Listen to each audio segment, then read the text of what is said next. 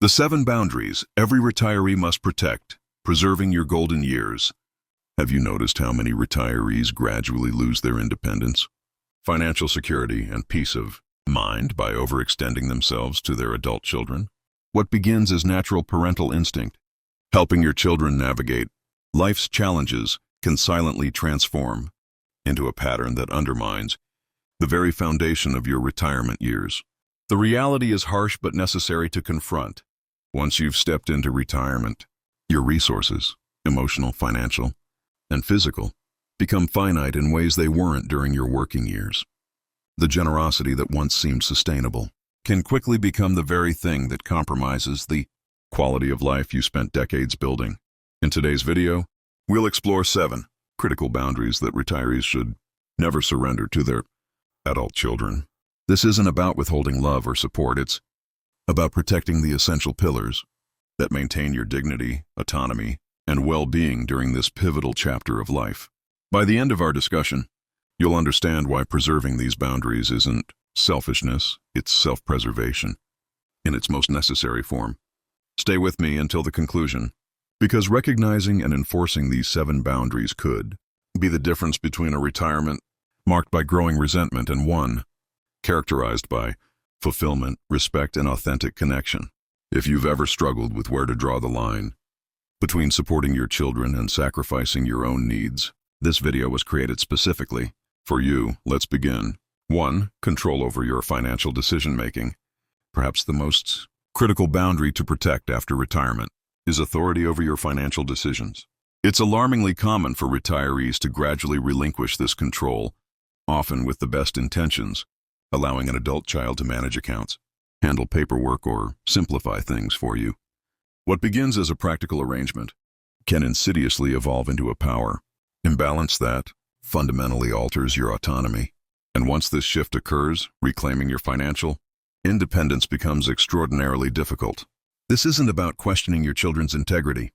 It's about safeguarding your fundamental rights. Your financial resources directly determine your freedom of choice, where you live, what healthcare options remain available to you, how you spend your time, and ultimately, how you navigate your final years. When someone else, even someone you deeply trust, gains complete control over these decisions, you've essentially surrendered the steering wheel of your life. Even in the most loving relationships, this imbalance creates subtle tensions that can eventually surface as overreach or, in worst-case scenarios, financial exploitation. Consider Martin, a 75-year-old retired engineer who added his daughter to his accounts because navigating digital banking overwhelmed him. Initially, the arrangement seemed perfect until he noticed transactions he hadn't authorized. They started small, he explained. A subscription here, a purchase there. When I questioned it, my daughter seemed hurt. "I thought you'd want me to have this," she said. That's when I realized I'd become a passenger in my own financial life. Your financial resources represent more than numbers on a statement. They embody decades of work, sacrifice, and careful planning. You have every right to maintain control over them, even while accepting occasional assistance. There's a profound difference between someone helping you implement your decisions and someone making those decisions for you. If you do require assistance, establish clear parameters, use joint accounts judiciously, maintain detailed records, ensure you understand all transactions, and trust your instincts when something feels wrong. After decades of earning, saving, and managing your resources, no one, not even your beloved children, should determine how your money is allocated. That authority belongs exclusively to you, and maintaining it is perhaps the single most powerful way to protect your future. 2. Ownership of your home and property. Transferring ownership of your home or property to your adult children before absolutely necessary represents one of the most perilous decisions a retiree can make. The reasoning might seem sound: avoiding estate complications, simplifying inheritance, or helping your child financially, but the consequences can be devastating to your security and autonomy. Your home isn't merely a physical structure. It's your sanctuary, your safe haven. It's where you maintain complete agency over your environment, who enters your space, how you organize your days, and the fundamental rhythms of your life. The moment you surrender legal ownership, regardless of verbal agreements or good intentions, you also surrender these essential rights. Depending on your jurisdiction, reclaiming them may prove legally impossible. Elizabeth, an 83-year-old widow, shared her cautionary experience. After my husband passed, my son convinced me to transfer the deed to protect the house from potential nursing home costs. I trusted him completely. 3 years later, he experienced financial difficulties and needed to borrow against the house, my house. When I objected, he reminded me that legally, it wasn't mine anymore. I never imagined I'd feel like a guest in the home I'd lived in for 40 years. Even in the healthiest family relationships, circumstances evolve in unpredictable ways. Adult children face job losses, marital challenges, debt problems, or business failures. If your property is legally theirs, their personal crises immediately threaten your housing security, equity, and ability to make choices about your living situation. This boundary isn't about mistrust, it's about foresight and self-protection. Maintain your name on the deed. Consult with an elder law specialist. Explore alternatives like properly structured living trusts or legal agreements that facilitate future planning without surrendering immediate ownership. Most importantly, never allow yourself to be pressured into property transfers. The home you've maintained throughout your working years represents more than financial value. It's your physical security in a world of increasing uncertainty. Keeping it legally yours isn't selfish. It's responsible stewardship of the stability you've earned through decades of effort. If you're finding value in these insights, please type "protecting my boundaries" in the comments to let me know you're engaged. And if you haven't yet subscribed to our channel, I encourage you to do so and activate notifications so you'll never miss our weekly guidance on navigating the retirement years with dignity and wisdom. Your support enables us to continue developing content that empowers and informs. Now let's continue. 3. Boundaries around your time and energy. After retirement, your time becomes an invaluable resource, perhaps even more precious than money. Yet countless retirees find themselves unconsciously surrendering this resource without limitations, providing childcare, transportation, household assistance, and emotional support whenever called upon. What begins as joyful family involvement gradually transforms into expected obligation, and before long, your retirement schedule becomes dictated by others' needs rather than your own priorities. There's nothing inherently wrong with supporting your family. The problem emerges when that support shifts from being appreciated to being assumed, when your availability becomes taken for granted, and your personal rhythms are routinely disrupted. Because declining requests feels like failing as a parent. Consider Patricia, a 74-year-old retired teacher who genuinely enjoyed helping with her grandchildren.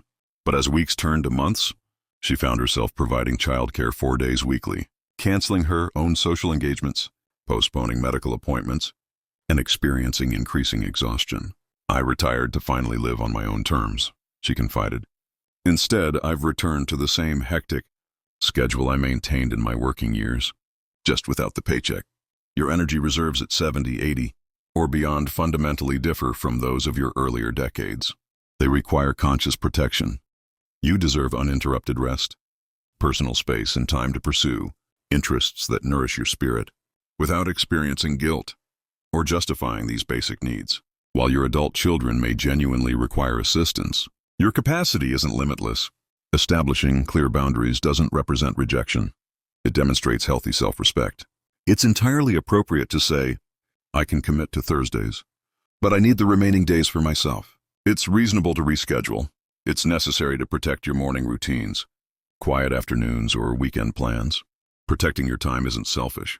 It's recognizing that you have equal right to your own life. When you consistently deplete your energy supporting others' needs, you have little remaining for the activities that bring you fulfillment, serenity, and purpose.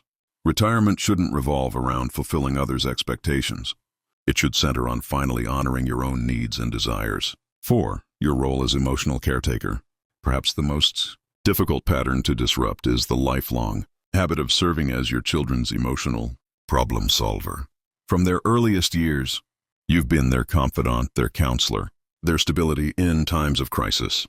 But in retirement, continuously absorbing their adult anxieties, relationship conflicts, career frustrations, or financial worries can silently erode your emotional well-being. As you age, your emotional resilience becomes increasingly precious. When adult children regularly bring their crises to your doorstep, workplace tensions, marital difficulties, parenting challenges, you may find yourself carrying emotional burdens that no longer belong to you. It's not that you've stopped caring. It's that your nervous system requires protection from constant activation. Richard, a 76-year-old retired accountant, described how his daughter called almost daily with extensive work complaints and personal problems. He listened attentively, offered advice, even provided financial assistance. Gradually, he noticed himself experiencing disrupted sleep, persistent anxiety, and physical manifestations of stress. "I realized I was living in a constant state of alert," he explained. "My daughter's problems became my problems, her emergencies my emergencies. I felt responsible for fixing situations I had no power to change." This pattern illustrates what happens when you become your adult child's emotional processing center. You absorb their distress, their catastrophizing, their frustrations, often without adequate opportunity to process your own emotions or replenish your reserves. You have permission to listen without solving every problem. You can compassionately say, "That sounds incredibly challenging. I trust you'll find your way through it." You can suggest professional support, peer groups, or other resources that don't require your constant emotional labor. In this season of life, emotional peace isn't optional. It's essential to your health and longevity. Protecting your emotional boundaries doesn't mean closing your heart. It means keeping your heart healthy enough to offer authentic love without depleting yourself. If you're continuing to find these boundaries valuable, please comment boundary number 4 below to indicate you're still with us. And if you haven't subscribed yet, please do so and activate notifications to ensure you receive all our content on navigating retirement with wisdom and dignity. Your engagement helps us create more resources that serve our community. Now let's continue. 5. Primary responsibility for raising grandchildren. Many retirees embrace grandparenting with immense joy and open arms, but assuming primary or substantial responsibility for raising grandchildren, particularly during retirement years, can quickly overwhelm your physical capacity, emotional resources, and financial stability. What often begins as temporary assistance during a family transition can imperceptibly become a permanent arrangement. Suddenly, your retirement, which should represent a period of well-deserved rest and personal exploration, transforms into a demanding second parenthood. Caring for young children requires considerable physical stamina. It affects your sleep patterns, nutritional habits, stress levels, and ability to maintain your own healthcare routines. Emotionally, it can feel like being involuntarily pulled backward into a life stage you've already completed. Precisely when you need forward movement, reflection, and the pursuit of deferred dreams. Margaret, a 71-year-old grandmother, initially agreed to care for her 3-year-old granddaughter during her daughter's divorce. Just until things stabilize, her daughter had promised.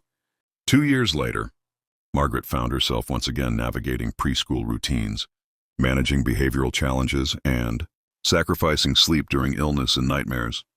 "The love I feel is immeasurable," she admitted. "But so is the exhaustion. I didn't anticipate how completely it would consume my retirement years." The emotional complexity is undeniable.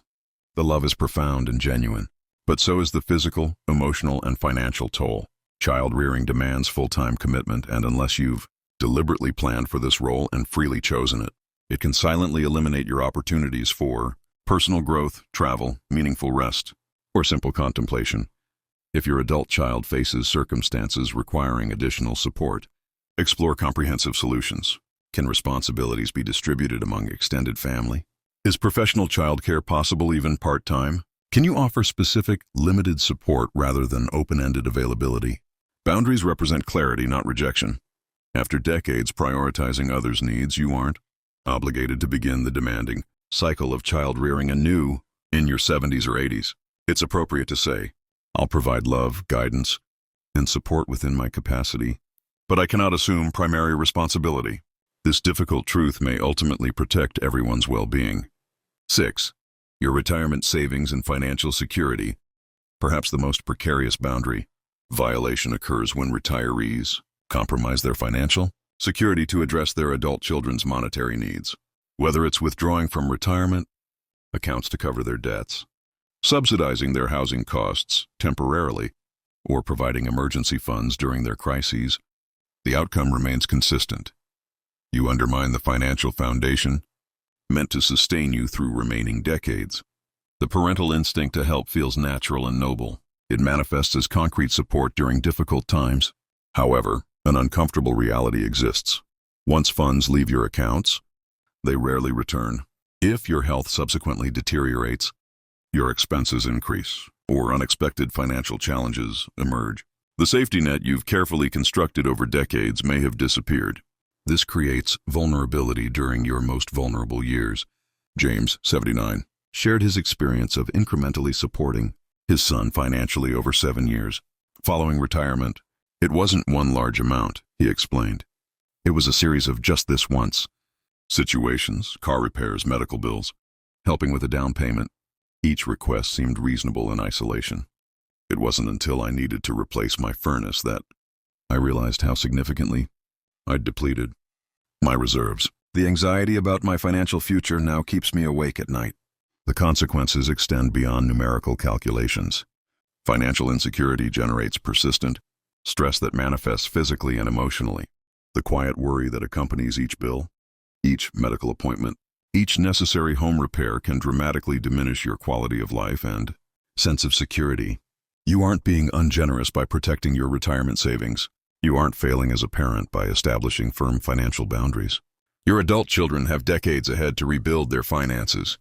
You may lack both the time and earning capacity to restore yours. If you genuinely wish to help, establish absolute limits and maintain them consistently. Offer financial guidance rather than financial rescue. Encourage exploration of formal loans, payment restructuring, or community resources. Remember that preserving your financial independence serves everyone. It ensures you won't require financial support from your children later, a scenario many adult children privately dread. If these boundaries continue resonating with you, please comment financial boundaries below to indicate you're engaged with this content.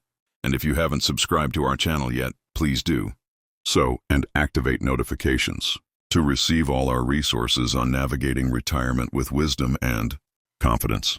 Your support enables us to continue creating content that serves our community. Now, let's address our final boundary. 7. Authority over your life decisions. Following retirement, your needs, preferences, and priorities naturally evolve. You deserve complete freedom to make choices, reflecting your current identity and circumstances, not decisions, conforming to others' expectations or assumptions. Yet one of the most subtle ways retirees lose autonomy is by allowing adult children to gradually assume decision-making authority for them rather than with them. This transition rarely happens dramatically. It typically begins with well-intentioned suggestions. Wouldn't you be happier living closer to us? It's probably time to stop driving after dark. Have you considered moving to a smaller place? While these recommendations may stem from genuine concern, when repeatedly offered without honoring your perspective, they transform from suggestions into directives. Catherine, 80, reluctantly relocated from her lifelong community to live near her son's family across the country. The rationale seemed compelling: increased support, closer connection with grandchildren, simpler living arrangements. Within 6 months, however, she experienced profound dislocation. "I've lost my entire context," she explained. "My friends, my church community, my familiar surroundings, all gone. I feel like I'm living someone else's life plan rather than my own." Your life doesn't require external validation to be meaningful or appropriate. You remain the primary author of your story, regardless of age. While your children may offer perspectives or express concerns, they shouldn't dictate where you live, how you structure your days, which activities you pursue, or how you navigate your final decades. This doesn't mean dismissing input entirely. Thoughtfully consider feedback, particularly regarding safety or necessary support. But fundamental decisions about your living situation, preferred care, arrangements, or degree of independence should ultimately reflect your values and preferences. Retirement doesn't diminish your decision-making authority. It should enhance it. This is the time to thoughtfully shape your future while fully inhabiting your present circumstances. Once you permit others to determine your course, reversing that pattern becomes increasingly difficult. Protect your decision-making rights. Communicate clearly. Document your preferences. Ask clarifying questions. Never hesitate to say, "I appreciate your concern, but I understand what's best for me." That simple assertion preserves not merely your autonomy but your fundamental dignity. Final reflections. Retirement represents a sacred life chapter earned through decades of work, deeply personal in nature, and deserving to be lived according to your authentic values and needs. Yet too frequently, in the name of family loyalty or parental devotion, retirees surrender the very elements that protect their well-being, their financial security, personal time, living spaces, emotional boundaries, and decision-making authority. The cost of such boundaryless generosity extends beyond financial implications to profound emotional, psychological, and physical consequences. If today's discussion has illuminated anything, let it be this essential truth: you can love your adult children deeply without sacrificing your fundamental needs. You can establish necessary boundaries without experiencing guilt. You can protect what you've built through decades of effort, not from fear or selfishness, but from wisdom and self-respect. The 7 boundaries we've examined aren't about withholding support. They're about offering support in sustainable ways that preserve your foundation. They're about creating a retirement experience where your needs receive equal priority, where your voice remains influential, and where your final decades unfold guided by clarity and self-determination, rather than obligation and depletion. Take a moment now for honest reflection. Which of these 7 boundaries feels most relevant to your current circumstances? Which one have you already begun to surrender? And which one are you now prepared to reclaim and protect? Thank you for joining today's discussion. I'd love to hear your thoughts. Please share in the comments one boundary that resonated most strongly with you, and how you plan to protect it moving forward. Your experiences matter tremendously to our community. If you found value in today's video, please like, subscribe, and share with others who might benefit from these insights. Your engagement allows us to continue developing content that empowers and informs. Until next time, remember that protecting your boundaries isn't selfish. It's the foundation of a retirement filled with dignity, peace, and authentic connection.